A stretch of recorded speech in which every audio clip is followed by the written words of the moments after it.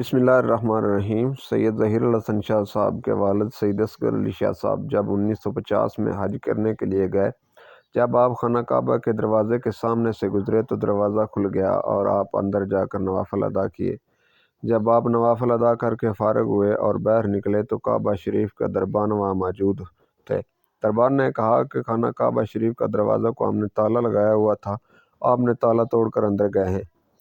सैयद असगर अली शाह साहब ने फरमाया, ऐसा नहीं है, बल्कि मैं काबा शरीफ के दरवाज़े के पास से गुज़र रहा था तो अचानक दरवाज़ा खुल गया और मैं अंदर चला गया। लेकिन दरबान नहीं माने और कहा कि ऐसा नहीं हो सकता, आपने ज़रूर ताला तोड़ा है। सैयद असगर अली शाह साहब ने फरमाया, मैं आज रात की तरह कल को फिर आऊँगा। अगर काबा शरीफ का दरवाज़ा खुद ब खुद खुल गया तो मैं सच्चा, और अगर नहीं खुला तो तुम सच्चे। अगली रात को सैयद असगर अली शाह साहब खाना काबा शरीफ के सीन में दाखिल हुए। इस वक्त वो दरबान भी वहाँ मौजूद थे और आप खाना काबा के दरवाज़े के सामने जाकर खड़े हो गए।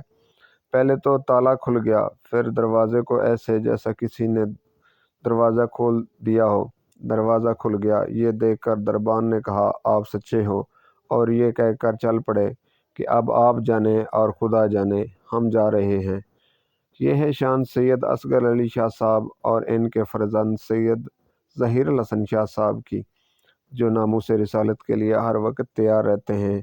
और नामूस रिसालत के सिलसिले में सैयद ज़हीर अल हसन शाह साहब को कई मरतबा जेल में डाला गया और सालों तक आपको नज़रबंद कर दिया गया, लेकिन आज भी आप नामूस रिसालत के लिए हर वक्त तैयार रहते हैं। अल्लाह पाक आपको सलामत रखे, आमीन सुमा आमीन। अगर आपको वीडियो अच्छी लगी तो चैनल को लाइक और सब्सक्राइब